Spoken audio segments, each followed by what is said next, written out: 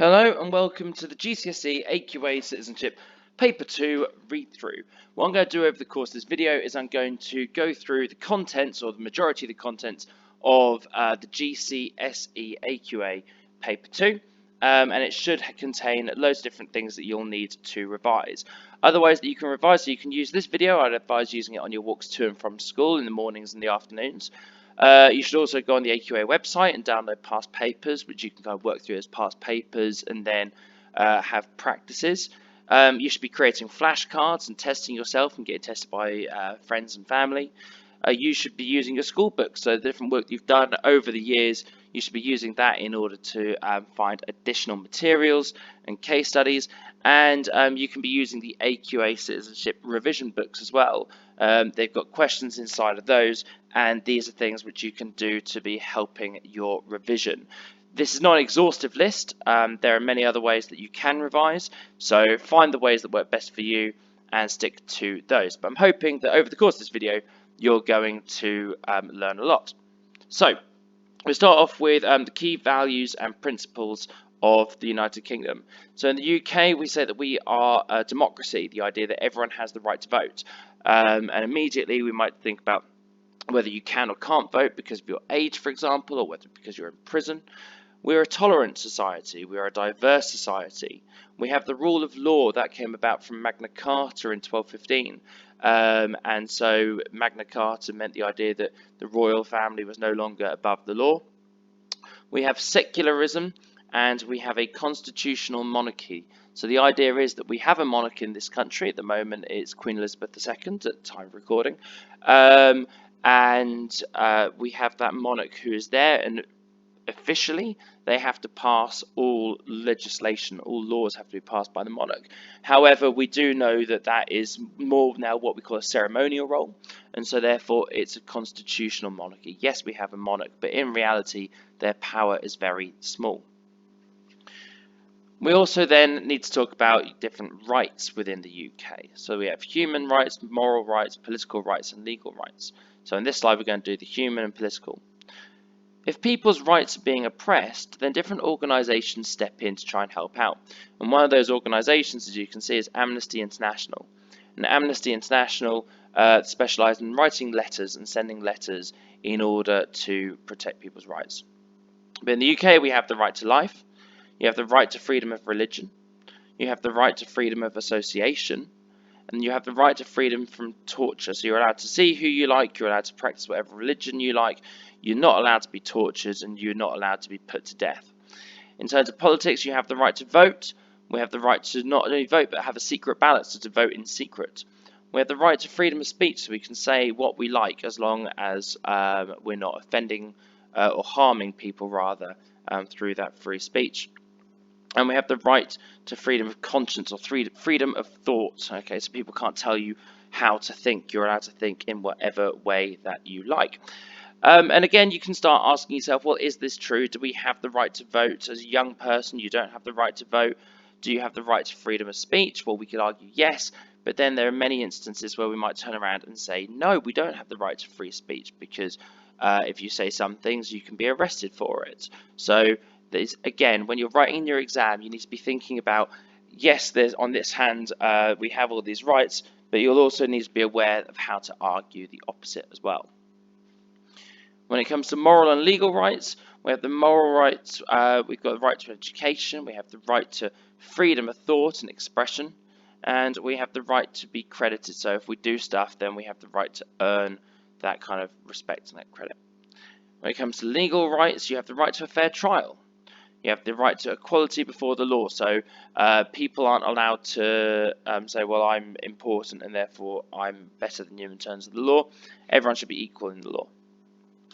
We have the right to be innocent until proven guilty, and that's proven guilty in a court of law as well. That's not just proven guilty by the press or something like that.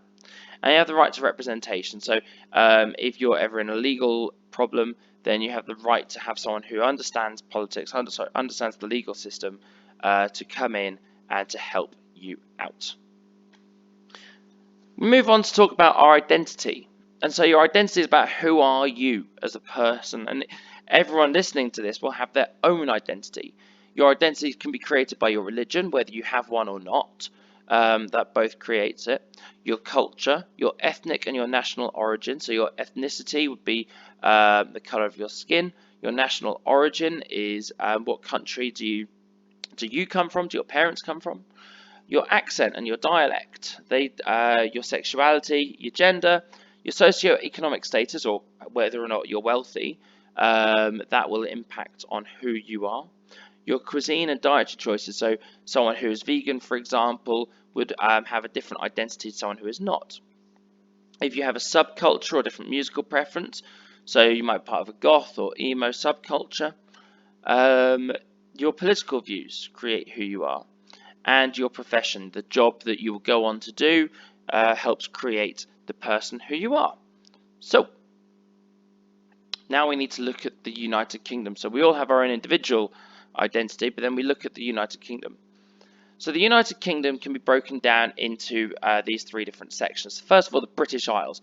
And the British Isles is all of the landmass of the UK, plus Northern Ireland, plus the Isle of Wight and the Scilly Isles, and all the other land that kind of is British, so to speak. So that's all the British Isles. Then we have Great Britain. Now Great Britain is just one landmass. So you can remember Great Britain is one landmass. So it's all the stuff that's connected, which is England, Scotland, and Wales. And then you might hear the UK, but I've written here the United Kingdom of Great Britain and Northern Ireland, which is the longest country title in the world, which is why you've got Jeremy Clarkson there as well. It's the longest title in the world. But yeah, so British Isles is everything that Britain kind of owns. Great Britain is a single landmass, and the UK is everything inside Great Britain plus Northern Ireland. Okay, so everything inside Great Britain plus Northern Ireland is the UK. And the populations vary. So when we look at England, England's by far the biggest. It's got 56 million people, and the capital is London. Then you've got Wales at 3 million people, with Cardiff as the capital. Scotland is 5.5 million people, with Edinburgh as the capital. And Northern Ireland has just 2 million people, and the capital is Belfast. And if you have a look at the top right there, you can kind of see the maps, which denote all these different places. So, with these countries, the smaller three countries, so Wales, Scotland and Northern Ireland, they have very strong senses of national identity. And there would be a strong belief that they are proud of their countries and their heritage, much more so probably than in England. And so they've got a lot of national pride in these countries. Even though they're part of the UK, someone might be more Scottish than feeling they're British or from the UK. We have immigration and emigration. So immigration is moving to a country and settling into it, and emigration is leaving a country to settle into another country. And actually, if you think about it, someone has to emigrate in order to immigrate. You have to leave somewhere in order to go somewhere. And when you're writing about this in your exam, you write it from the perspective of it coming to the UK, because it's a UK-centric exam paper. So if I was to leave the UK, I would be emigrating from the UK, and I would be an immigrant in France. Okay, that would be my immigration if I moved to France. On the other hand, if someone from France came to the UK, then they would have emigrated from France, and they would be an immigrant in the UK. So why do people do it? Well, we immigrate, so we move to somewhere because of high standards of living, maybe. Maybe because of peace and political stability, so if there's a war going on. Maybe because of human rights and freedom, so if you don't have very good human rights in one country, you might want to go somewhere there are. There could be work, there could be benefits and welfare, and you might be able to practice your religions. Emigration, on the other hand, is caused by some reasons why people want to leave where they are: low standards of living and poverty, political instability and civil war, dictatorships, lack of freedoms, unemployment and lack of jobs, lack of healthcare and welfare, and religious persecution. Essentially the direct opposite of immigration. If someone is leaving their country, if they're emigrating, they're going to be leaving to go somewhere that's got better things than's on the right hand side. So again, it's a British specific or in a UK specific exam paper. So we look at immigration into the UK and kind of what's caused it. So in the 1950s and 60s, we had what we now know as the Windrush generation. And these are people who came from the West Indies and the Caribbean, and they came on, as you can see there, the boat's called the Windrush. And so they came over to the UK in order to help kind of build the country up. This is post-war, remember, so post-World War II, and we needed an awful lot of work happening in the UK, and so therefore people were brought over, and that's what led that. In the 70s and 80s, India, Pakistan and Bangladesh were the main countries. People tended to settle in areas with already high ethnic minority populations. So it created a it created almost kind of like very ethnic minority based areas within the UK. And then in the 1990s and 2000s, immigration from Poland and Eastern Europe was the main immigration into the UK. And people would migrate because of work, because of wages. It was the end of the Cold War. And also, because of the European Union, there's border-free travel as well, which meant that migration and emigration was very easy to do and beneficial. So, we look at then the changing nature of the UK population, and we know about this because of the census. And there was one, as you can see from that picture, there was one this year, there was a census this year, so everyone's parents and carers will have taken part in this. So, in the UK we have different religions. We have Christianity, Islam and Judaism and lots of other religions, but we also have non-religious people. We have people who identify as being atheist or humanist. We have different sexualities in the UK. There's heterosexual people and homosexual people, but there's also bisexual, asexual, and all sorts of different gender identities as well. So we have people who are gender fluid, people who are transgender, but also people who identify as the gender with which they were born. We also have the UK has an increasingly urban population, so that means people are now more moving into cities and away from the countryside.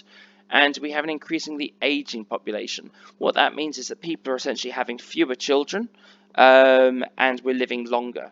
So by having fewer children and living longer, we end up having an aging population. But the UK is also becoming increasingly diverse. This movement of the changing way of the UK is continuing onwards. Our next area is about types of media. Now, the media covers lots of different things. We have traditional media, which is the BBC, ITV, Channel 4, all sorts of kind of like television.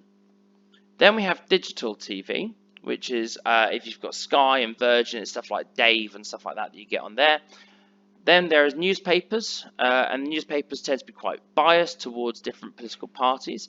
So we have the Telegraph, which is a Conservative backing newspaper. We have the Mirror, which is a Labour backing newspaper. And we have the Sun, which varies. And the Sun will change and support different political parties depending on who they think will win or who they want to win. But it's really important to remember that the Sun is the most read newspaper in the UK, and it always predicts the winner of elections.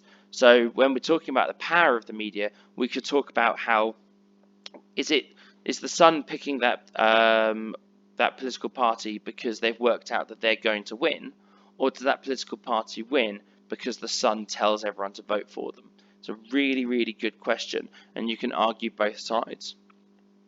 We also have the radio, so we've got stuff like Radio 4, Capital, local radios, Kiss FM, all sorts of stuff. You've got social media, which is your Facebooks, your Twitters, and your Snapchats.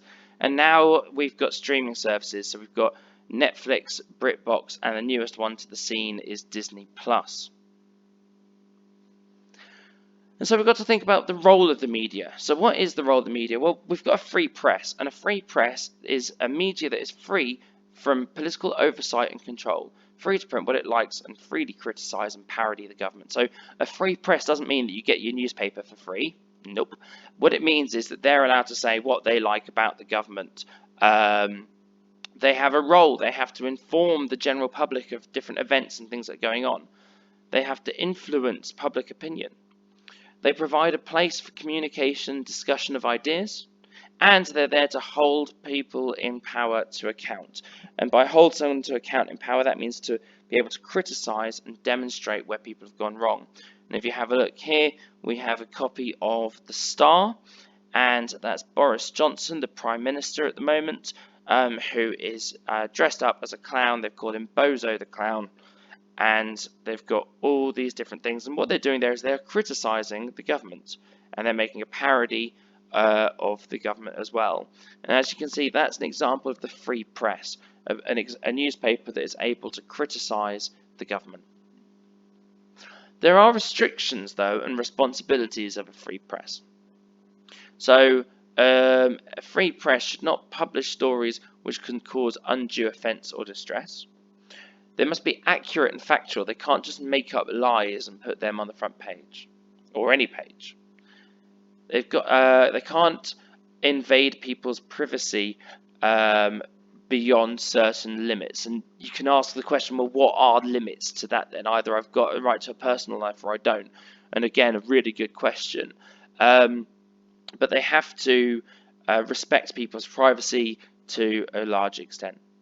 And by doing that, therefore, they should only publish stories which are of relevance to the general public.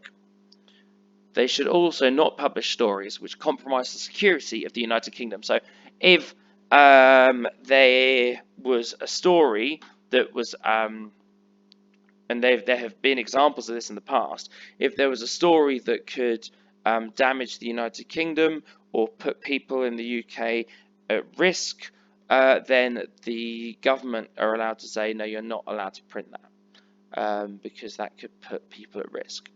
And again, you've got a copy of The Star here, who publicity shy woman tells 7.67 billion people I'm pregnant, is what the bit says that's cut out, and that's Miss Markle and Prince Harry, and that's their situation that they were going through. And you can say, well, is that invading someone's privacy, or is it in the public interest? Is it in the public interest to know about Prince Harry and Meghan Markle and them having a baby, or is that an invasion of privacy? And again, a really good one for you to argue. There's press censorship and regulation as well. And so the regulator is an organisation called IPSO, which stands for the Independent Press Standards Organisation. And so what happened, it came about after 2011, and there was a newspaper called the News of the World. News of the World was one of the biggest newspapers, it was one of the biggest newspapers and the longest running newspaper in British history.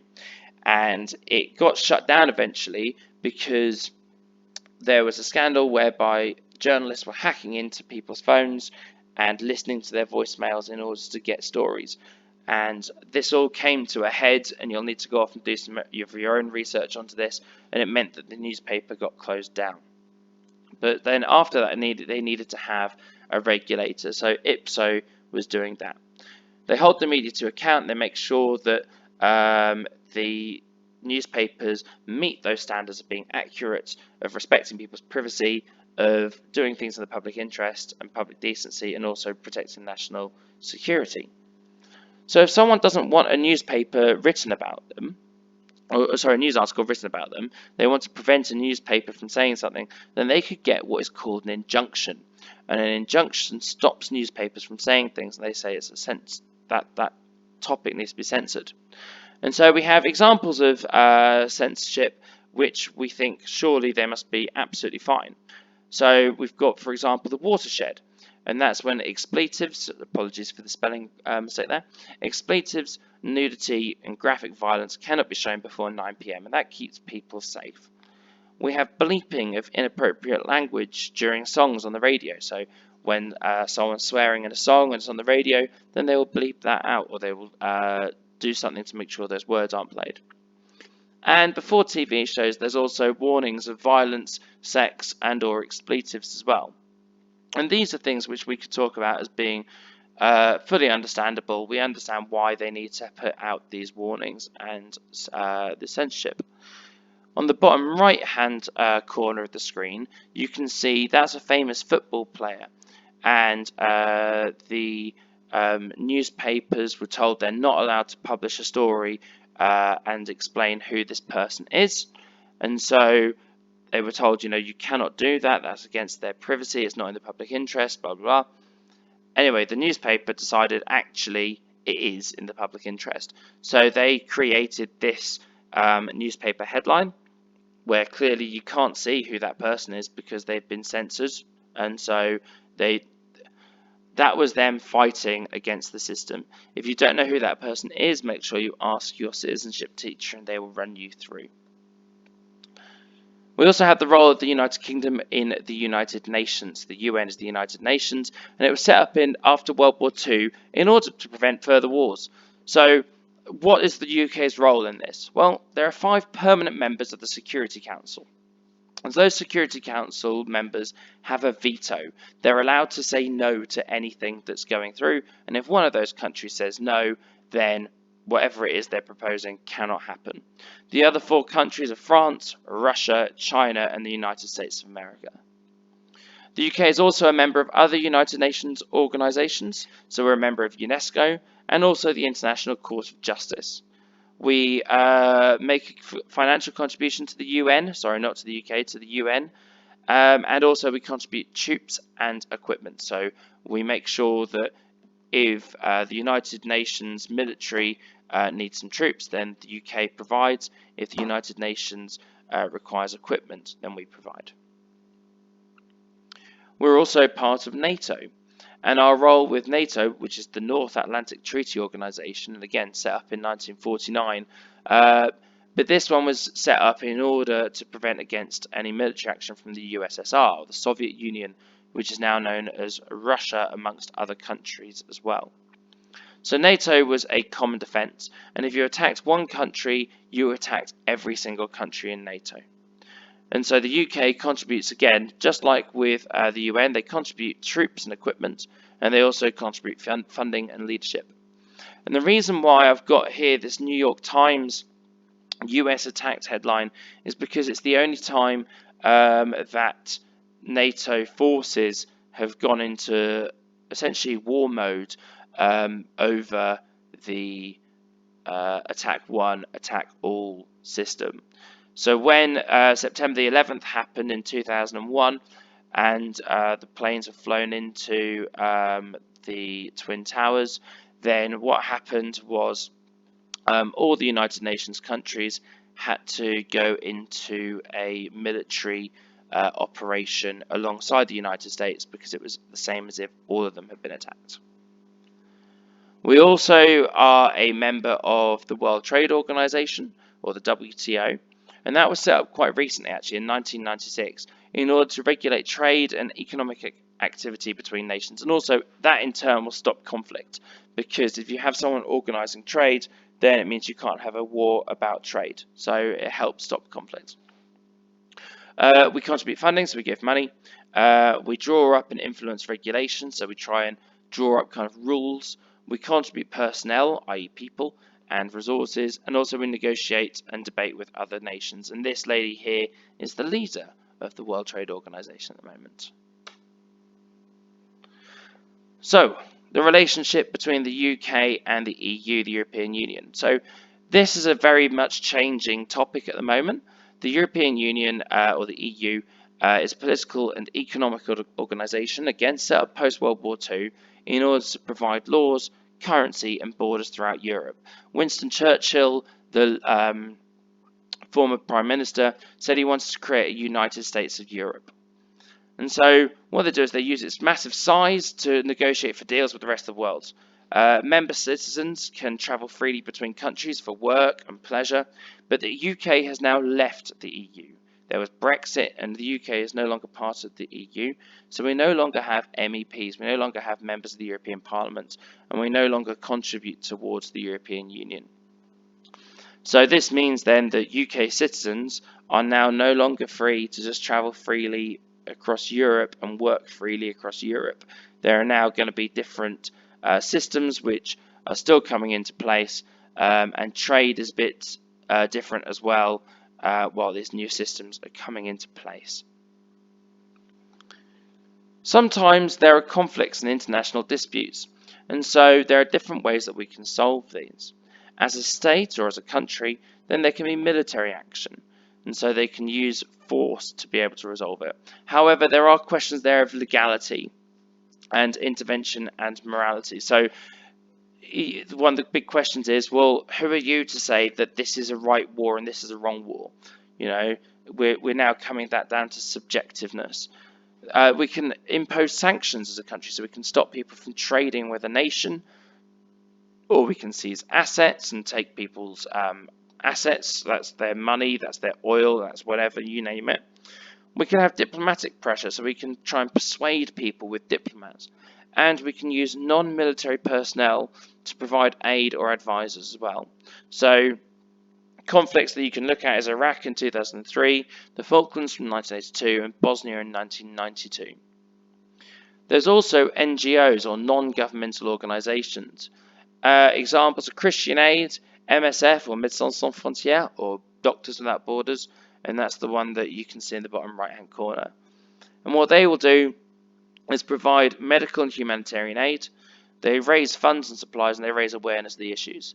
So things you can look at is Syria in 2011, South Sudan, and the Mediterranean crisis. And if you go into YouTube and look up Doctors Without Borders or MSF, you can find out loads of information about what they do. Really nice and easy. Fundamental principles of the law. Okay, so these are like the main fundamental things that you need to have when it comes to being in law. And the first one is that you are presumed to be innocent. Presumption of innocence is everyone is innocent until proven guilty in a court of law. It's very important, that part. Equality before the law. The law treats everyone as equals regardless of your status. Everyone has the right to be represented. Everyone has the right for a known process to be carried out. So they can't just make up the rules for you. They have to be one set of rules which everyone has to stick by. And then a right to a fair trial. Everyone has the right to a fair and unbiased trial. You can't go to trial and someone saying, well, I know that you're already guilty, so we're just going to do this as a formality. Everyone has the right to be listened to fairly. We can also look at the purpose of the law. So what's the point of the law? Well, it's to rectify injustice first and foremost, so to make sure that unfairness can be rectified. So if something bad has happened, fix it. It's to hold those in power to account, so to make sure that everyone's held to the same standards. It is also there to regulate behaviour between people. It ensures those who harm others are punished. So if someone harms you, then you should be punished. It's to create a known set of rules for citizens to follow, and so in your school you'll have behaviour policies which explain what you can and cannot do, and those are your rules. And in the same way we have laws, and laws do the exact same thing. And finally, they prevent a deterrent to prevent injustice. So if someone's thinking about doing something wrong, they might consider the law and think, oh, I won't do that thing that's wrong, because otherwise this will happen to me. And here we have this idea of someone who's being held to account. Here's Jeffrey Weinstein, and he was locked up and sent to prison for all sorts of different things. But you'll be able to find this all over, all different examples of people being held to account. We also have to balance people's rights. So the law has to deal with complex issues where the rights of different individuals or groups has to be balanced to ensure fairness and justice. So an employer has to make money, but an employee should be treated fairly. So an employer can't say, well, I'm making money and that's why I don't have anything nice for my employees, because the employee also has to be treated fairly. A criminal has the right to rehabilitation. That's what prison is for, isn't it? Is in order to make sure that we rehabilitate people and make people change their behaviour. However, the public also have the right to be safe. And then there's a right to free speech. But then there's also our responsibility to not offend and cause distress. And the cake that you've got here that says support gay marriage is a really good example of this. So this cake, someone wants to have it made. They were a gay man. He wants to have this cake baked. And he went to the baker and said, I want this cake baked, please. And the baker said, no, because of my Christian beliefs, I don't support gay marriage and I don't want to make that cake. And so it's very easy for us to turn around and say, we'll just go to a different baker, but that's not the point. The point is that this came down to whether or not this was whose rights were more important. Was it more important for the person who wanted the cake to be made? Were their rights to free speech and stuff, were they more important than the baker whose religious rights and freedom from having to say something he doesn't want to say? Which one was more important? And so in the United Kingdom, they eventually sided with the baker, and the cake was not made. So, role and powers of the police. So we've got the police as well, and so the police have to investigate crimes that are reported to them. They have to ensure the public are safe. They have to arrest individuals who they suspect of committing crimes. They have to collect evidence and pass evidence to the Crown Prosecution Service, or the CPS. And they have to enforce laws and regulations and advise the public on crime prevention. So these are the jobs that the police have. We have legal representatives, and here you can see some people in a courtroom, and these will be legal representatives. So they could provide advice and guidance to clients. They can argue either for guilt or innocence of an individual during a trial. So if you're a lawyer for the prosecution, then you'd be trying to prove that someone is guilty of something. If you were for the defence, you'd be trying to say someone's not guilty of something. You will argue for or against liability if it's a civil trial. Okay, so in a criminal trial, it's guilt or innocence, and then in a civil trial, it is liability. To assert the rights of those that they represent, to make sure that their rights are heard. To advocate in favour of those they represent, so they always need to be backing the person who they are representing. And to carry out routine legal work on behalf of individuals or organisations. So they want you to be able to do the routine jobs, or they need to do the routine jobs that are required of them. And so that brings us to civil and criminal law. Well, criminal law is issues that happen between an individual and the state. So a person and the state. An example of this is murder, assault, fraud, and theft. You might think, well, are they against the state? Well, they are, because you've got to think, if those crimes happen frequently, then there'd be anarchy. So therefore it would go against the state. And that's why it's a criminal offence. Civil law are issues between individuals or with individuals and organisations. So examples can be divorce, employment law, custody, so who gets to keep children and stuff after a divorce, and property law. These things here aren't against the state, but they're an argument between individuals that needs to be resolved. We have different types of court. In England and Wales, the courts are pretty much the same, and the courts are hierarchical. So that means that a superior court can always overrule an inferior one. So, and there you need to know these things as well. A civil court would go county court is the lowest level, then it's the High Court of Justice, then it's the Court of Appeal, and it finishes at the Supreme Court.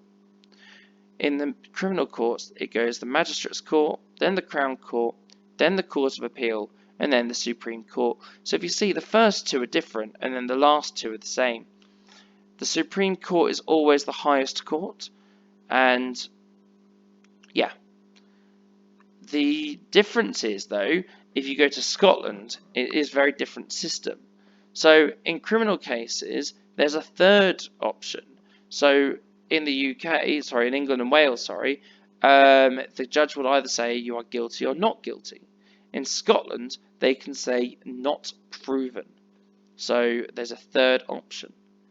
In Scotland, 15 people sit on the jury, as opposed to 12 in England and Wales. And also, there is no definite right to have a trial by jury in Scotland. This will be decided by the CPS, the Crown Prosecution Service, based on evidence. So if they think there is enough evidence, then they might say we don't need the jury. We then move on to ages of criminal responsibility in the UK.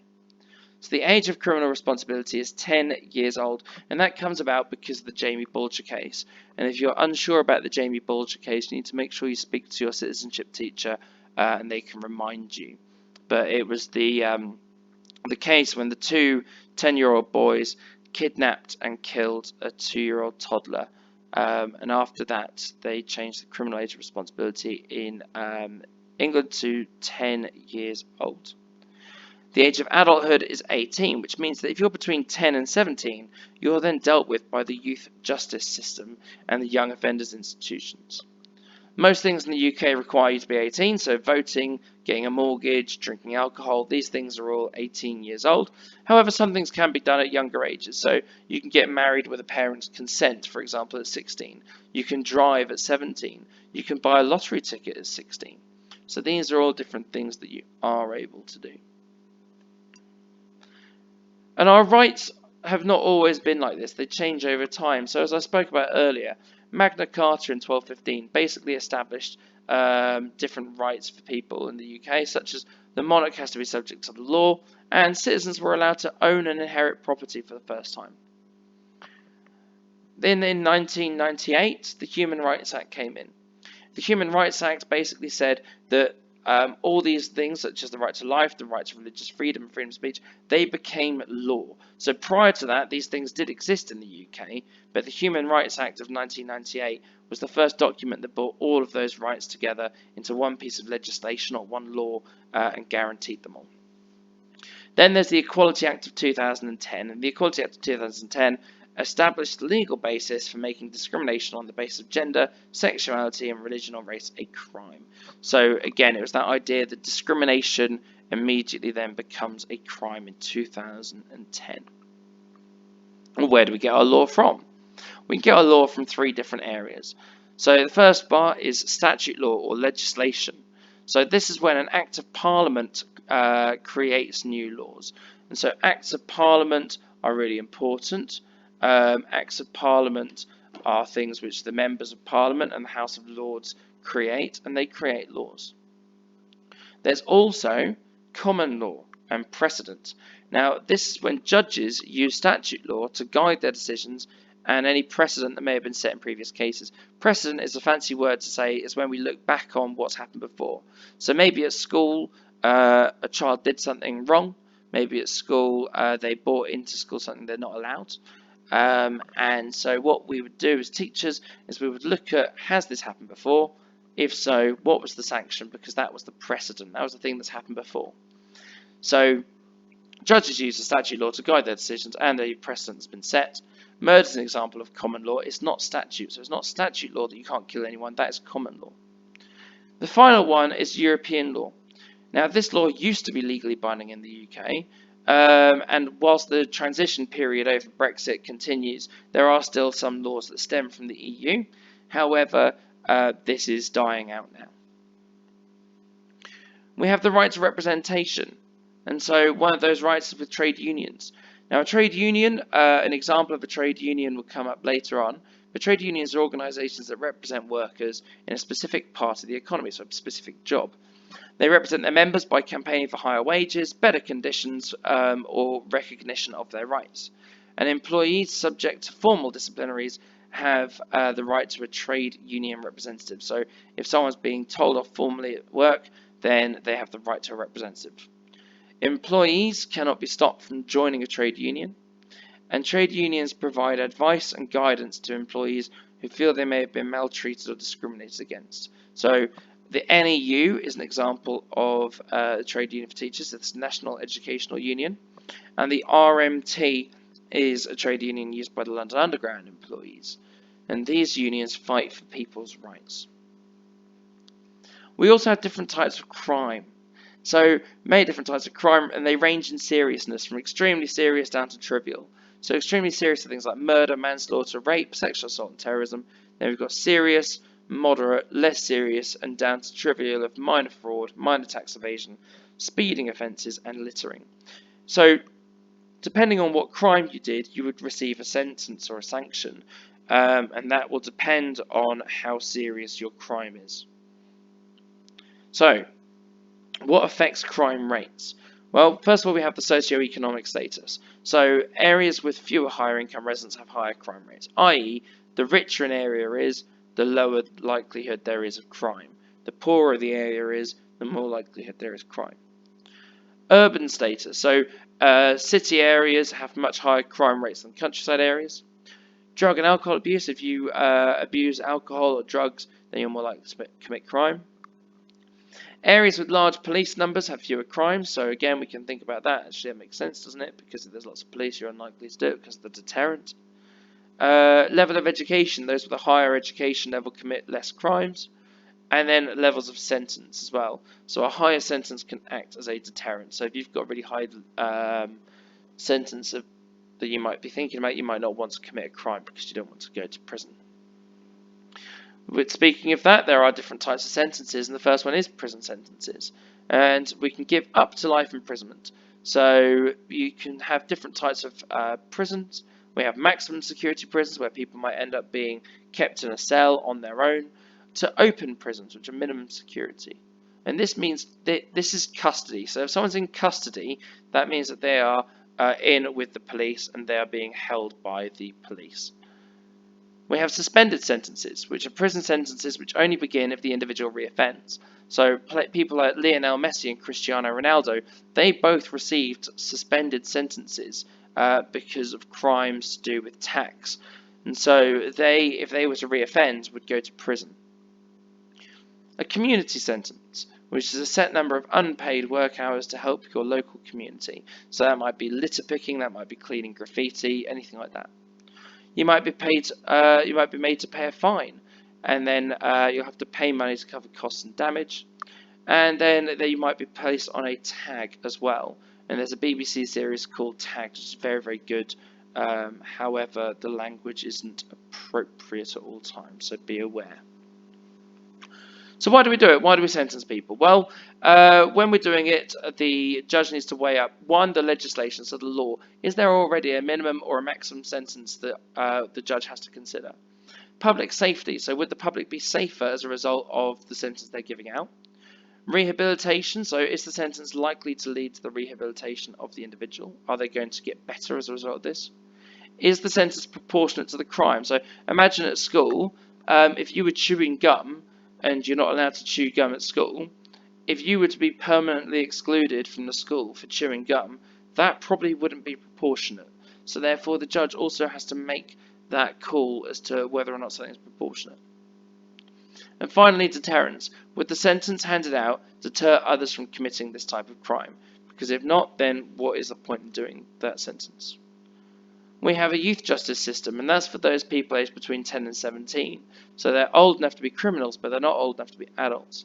And the primary aim is to prevent them from reoffending, because otherwise that young person could be a criminal for the rest of their lives. So the carer or guardian of the young person needs to be informed of any arrests. The responsible adult must be present at any interviews.